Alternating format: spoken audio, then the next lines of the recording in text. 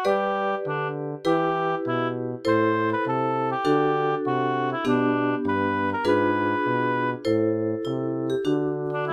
5일) 성령 강림 주일을 위한 말씀 나눔을 시작하겠습니다.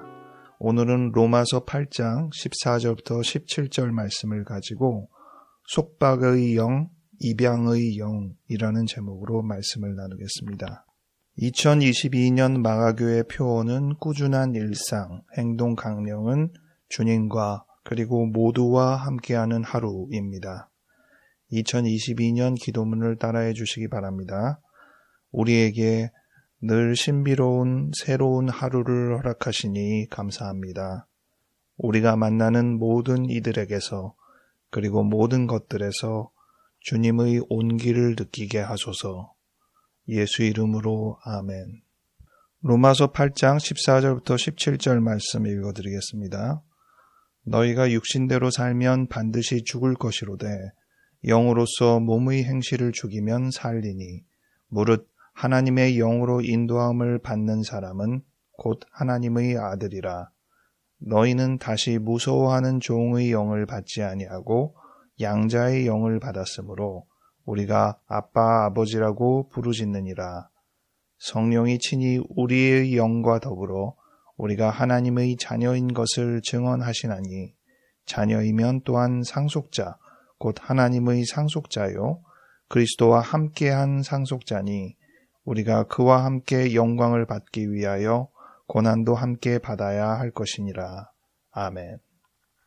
부활 주간을 지나서 성령 주간을 맞이한 첫 주입니다. 오순절 다락방에 성령께서 임재하신 성령 강림의 날을 시작으로 앞으로 12월 대림 주간이 있기 전까지는 모두가 다 성령 주간입니다. 성령 주간이 워낙 길어서 그것을 둘로 나누는 예전도 있지만 아무튼 성령과 함께 사는 삶에 대해서 계속 오래 묵상하게 될 것입니다. 오늘 예전색은 적색입니다. 이전까지 부활의 주간은 흰색이었죠. 그리고 이 성령 주간은 주로 녹색입니다. 그런데 오늘 하루만 성령 강림절을 기념하여 빨간색으로 예전색이 주어지고요. 다음 주는 성령 주간인데도 불구하고 흰색입니다.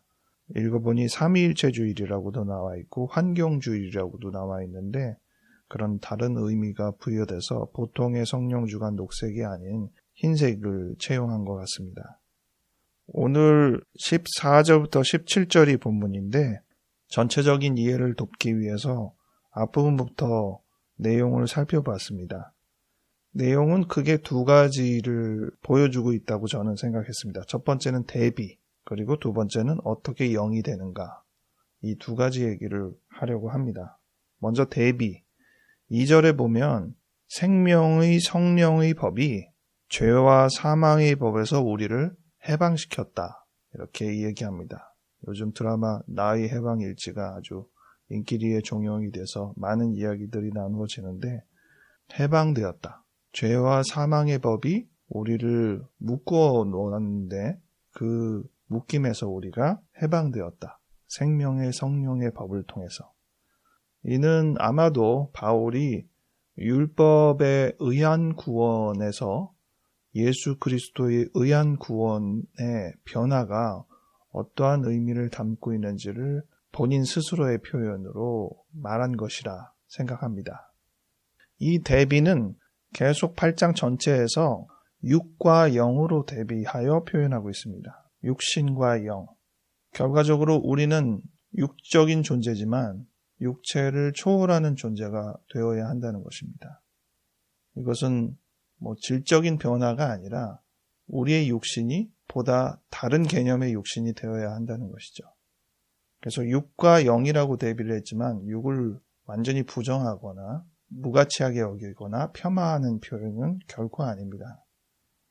그래서 이 대비를 통해서 우리가 생각할 것은 어떻게 육에서 영이 되는가에 대한 부분인데 그 내용을 제가 오늘 8장에서 정리해 보니까 6가지가 나열되어 있습니다.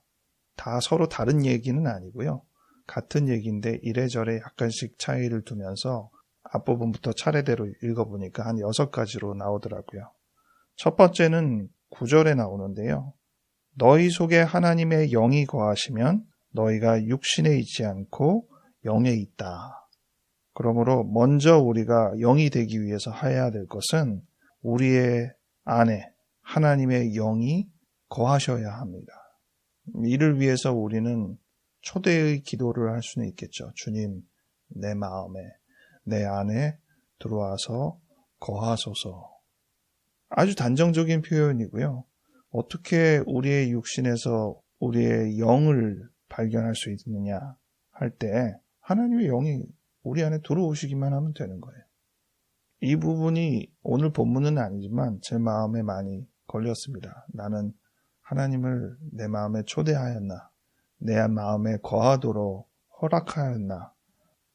그 다음 두 번째는 13절에 나오는데요. 육신대로 살지 않는 것이에요. 다른 표현으로 영으로 몸의 행실을 죽인다고 적어놨습니다. 우리 육신이 어떠한 생각을 하는지 우리가 잘 알잖아요.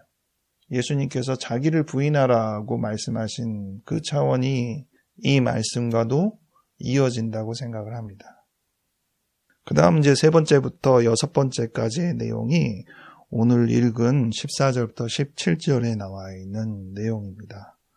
세 번째, 어떻게 영이 되는가? 14절에는 하나님의 영으로 인도함을 받으면 영이 된다고 하였습니다.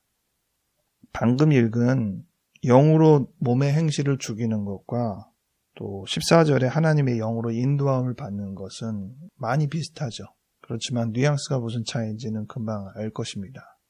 실제로 여러분들이 성경을 딱 펴놓고 13절, 14절 쭉 읽어보면 이제 네 번째로 언급되는 부분과 연결되어 있음을 알 수 있습니다.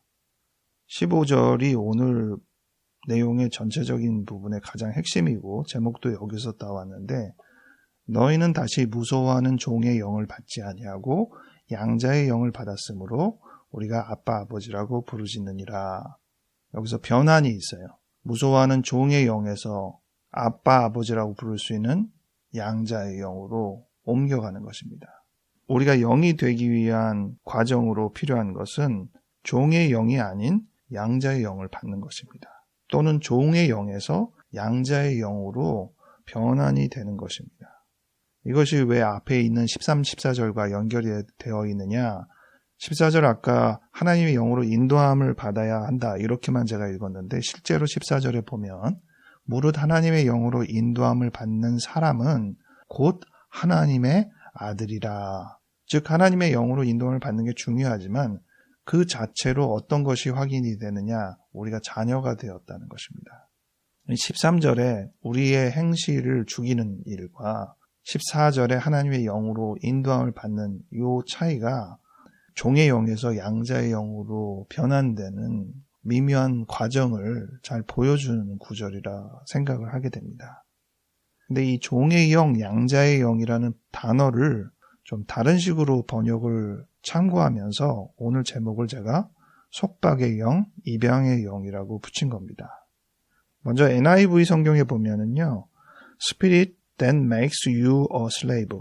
우리를 노예로 만드는 영이다. 이렇게 되어 있고요. 종의 영이. 그리고 양자의 영은 Spirit of Sonship.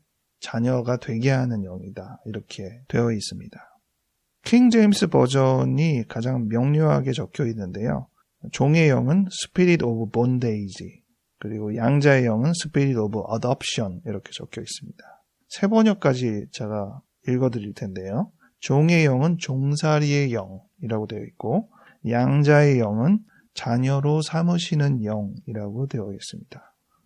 개정개역은 종이라는 사람, 또 양자라는 사람이라는, 그래서 종의 영, 양자의 영 이렇게 되어 있잖아요. 근데 NIV, 킹제임스 세 번역 다 보면 사람을 지칭하는 용어가 아니라 그 사람의 상태, 종살이, 자녀로 삼으시는 이런 용어의 차이가 있는 거예요. 근데 뭐 그게 별 차이는 아니에요. 사실 의역과 직역의 차이 정도로 보셔도 될 것 같습니다.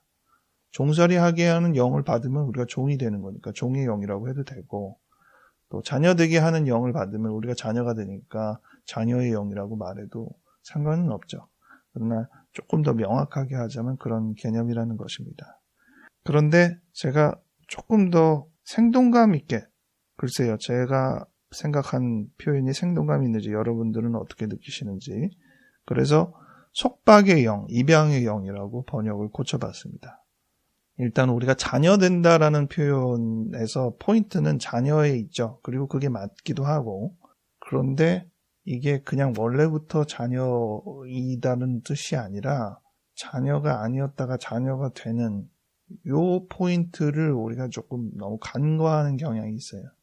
없던 자격이 생겼다는 부분을 생동감 있게 잘 생각을 못한다는 것이죠.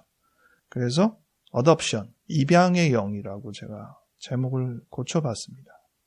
그리고 노예의 영, 종의 영, 이 개념도 물론 맞는 표현이긴 하지만 이 상태가 어떤 상태냐? 속박된 상태라는 거예요. 본데이지, 묶여있는 상태라는 거죠. 자유가 없는 상태. 이 부분에서도 좀 더 생동감 있는 단어를 기억해 봤으면 좋겠다는 입장에서 속박의 영, 처음에는 묶임의 영이라고 할까 싶기도 했었습니다. 그런데 이 속박의 영과 입양의 영의 특성은 15절에서 같이 적고 있어요. 속박의 영은 무서워합니다. 그런데 입양의 영은 아버지라고 부를 수 있는 상태가 돼요. 처음에는 이 부분을 각자 생각하다가 같은 개념 안에서 생각하는 게 더 타당하겠다는 생각을 했습니다. 이 속박의 영이 무서워한다는 것은 그냥 일반적인 개념이라기보다는 누군가의 앞에서 그렇다는 거거든요. 누구에게 했어요? 주인이죠. 자기를 노예로 산 주인입니다. 그런데 그것이 어떻게 변환되냐면 아버지라고 부르는 거예요. 무서워한다는 것은 그 주인의 지시와 말투, 행동에 대해서 과민하게 반응하고 조심스러워하고, 왜냐하면 노예는 죽을 수도 있는 존재입니다. 이게 단순하게 그냥 계약관계에 의해서 일해주는 존재가 아니거든요. 정말 무서운 거예요. 그런데 다른 존재도 아니고 같은 존재가 아버지가 돼요. 그리고 아버지라고 부르게 돼요. 얼마나 큰 변화입니까? 제가 어제 인터넷에서 재미있는 거 하나 봤는데, 새내기 대학생에서 졸업생이 되어가는 동안에 교수님 전화 받는 태도의 변화 이렇게 나오더라고요. 처음에 새내기는 바짝 걸어가지고 몇 학번 누구입니다. 교수님 뭐 그래가지고 지금 제가 리포트 가지고 가고 있는데요. 뭐 이렇게 겁먹어가지고 막 전화 받다가 중간에 좀 유하게 걸렁걸렁 받더니 마지막에는 이제 졸업반이 되다 보니까 이거 꼭 내야 돼요, 교수님? 뭐 이렇게 얘기하고 훨씬 교수님에 대해서 익숙해지고 서로 알고 그야말로 친구처럼, 자식처럼 그렇게 구는 그런 그 대학생 과정을 잠깐 보여줘서 꾸며놨는데 재밌더라고요. 근데 오늘 이 내용을 또 이렇게 생각해 보니까 비슷하게 연결이 됩니다. 정말 우리가 노예의 존재로서 신을 만난다는 것은 그렇게 두려울 일이 없죠. 그런데 그분이 우리의 아버지라니, 우리의 지위의 변환이 얼마나 다른지 모를 것입니다.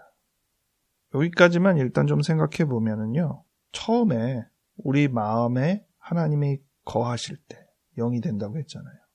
근데 그 거하는 분이 어떤 분인가가 서서히 변환되는 거예요.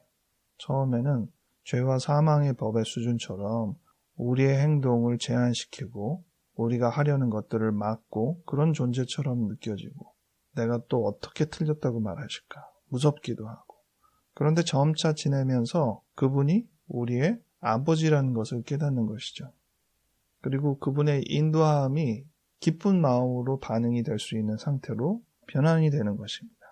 이 속박의 영에서 입양의 영으로 넘어가는 과정, 여러분은 지금 어떤 정도의 위치에 있다고 생각을 합니까? 내 마음에 모신 하나님의 영으로 인하여 내가 제한받습니까? 자유롭습니까? 이것은 기계적으로 이거냐 저거냐 이렇게 단순하게 나눌 수 있는 시점은 아닐 수 있겠습니다. 몇 대 몇 뭐 이런 식으로 우리의 마음의 상태가 변환되는 과정 중에 있을 것이라고 봅니다. 이제 우리가 어떻게 하면 영이 되는지에 대해서 4번째까지 다뤘는데 5, 6번째가 이제 16절, 17절입니다. 5번째 16절에 나의 영과 성령이 더불어 증언하는 말에 귀를 기울인다면 우리가 영이 됩니다. 앞서서는 계속 하나님의 영이 우리를 어떻게 이끌어 가시는지에 대해서 치중했는데 5번째 내용에서는 이제 나의 영도 성령의 영과 거의 비슷한 정도의 개념으로 같은 이야기를 하고 있는 거예요. 인도함보다는 조금 더 성장된 성숙한 어떤 모습을 보여주는 게 아닌가 싶긴 했는데요. 성령은 당연할 테고 나의 영도 나에게 증언을 합니다. 뭐라고 증언을 하느냐? 16절에는 우리가 하나님의 자녀라고 증언을 한다고 했습니다. 이제 두 사람의 의견이, 나의 영과 성령의 의견이 반대되는 의견이 별로 없어요. 마지막으로 17절에 보면 우리가 어떻게 하면 영이 되는가? 자녀된 입장에서 이제 상속자의 신분이잖아요. 그 신분으로 고난도 영광도 같이 받는다는 것입니다. 주변에서 상속에 대한 이야기 들어보실 수도 있지만 부모가 가진 재산만이 아니라 빚도 같이 받죠. 재산에 비해서 빚이 더 많으면 상속 포기를 하죠. 왜냐하면 그걸 받으면 내가 빚을 더 갚아야 되는 꼴이 되니까 그 책임을 떠안고 싶지 않으면 상속을 포기합니다. 그런 생각을 잠깐 해봤어요. 만약 우리 부모가 빚이 더 많아가지고 빚을 내가 떠안아야 된다고 치면 나는 그 상속을 받을까? 경제적인 입장에서만 생각해보면 안 받는 게 맞는데, 그리고 그 빚이 너무 많아서 내 생활을 완전히 망가뜨릴 거라고 가정이 되면 당연히 못 받을 텐데, 어느 정도 노력하면 갚을 정도의 빚이라면 받을 것 같아요. 부모가 그들에게 준 어떤 영향이잖아요. 근데 그 책임을 나 몰라라라고 할 수는 없을 것 같기에 정말 내가 망하면 그건 곤란하지만 그렇지 않는다면 받겠다고 결정할 것 같습니다. 잘 생각해보면 우리가 하나님과의 관계에서도 충분히 생각해 볼 수 있을 법한 부분이라고 여겨져요. 우리가 신을 믿는다는 것, 신앙생활을 한다는 것. 왜 그렇습니까? 어떤 사람은 아주 단적으로 그러더라고요. 복 받으려고 그런다고. 맞는 말일 수 있겠어요. 이 세상에서 행복하게 지내고 싶어서 신을 믿지 불행하고 싶어서 신을 믿는 건 아니잖아요. 그런데 신과 내가 그 복종하는 노예의 관계에서 자녀의 관계로 바뀐 다음에는 조금 입장이 다를 수 있겠다는 생각이 들어요.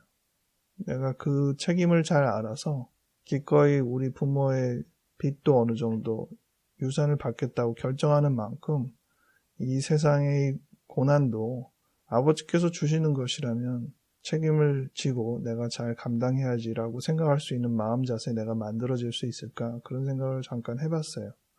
물론 생각이니까 쉬운 일이지 막상 경험하면 참 어려운 일이겠다 싶은데, 여러분들도 여러분의 삶 속에서 다양한 경험이 있을 테니까 그 경험들을 연결지어서 생각해 보시기 바랍니다. 말씀을 정리하겠습니다.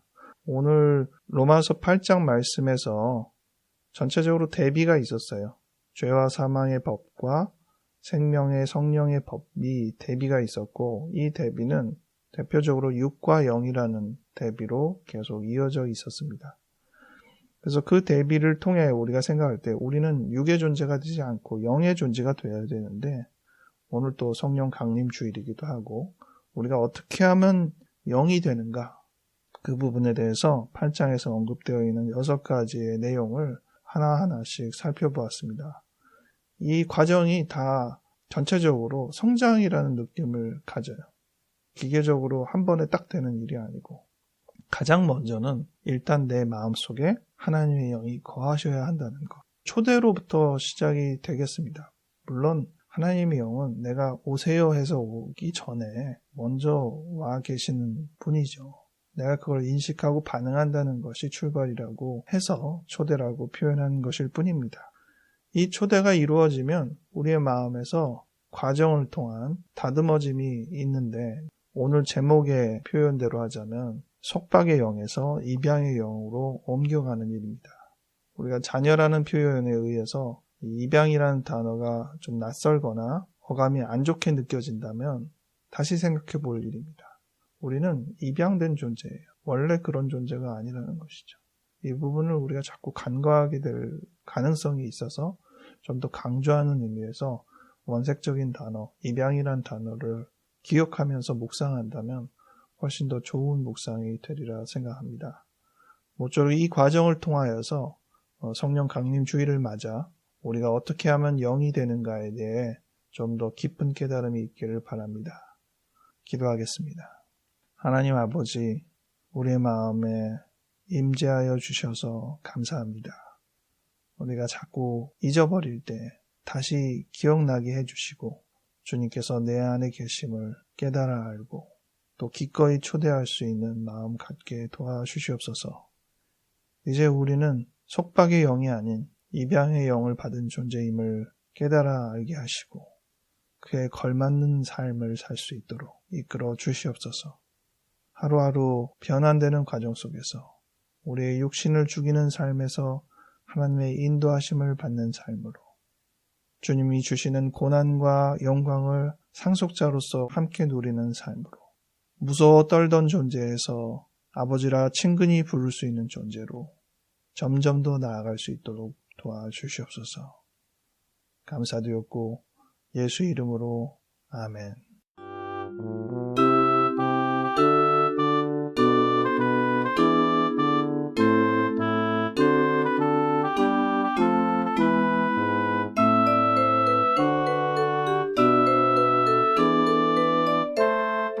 영적인 존재라는 것이 뭔가 이렇게 거창한 존재, 뭔가 신비로운 존재, 그런 개념이라기보다는 고난을 기꺼이 감수하고 이 땅을 충실히 살아가는 존재가 영적인 존재라는 깨달음을 우리가 갖고 그것을 삶에서 경험하는 하루하루의 삶이 되기를 기대합니다. 한 주 영적으로 충만하게 지내시고 다음 주에 다시 뵙겠습니다.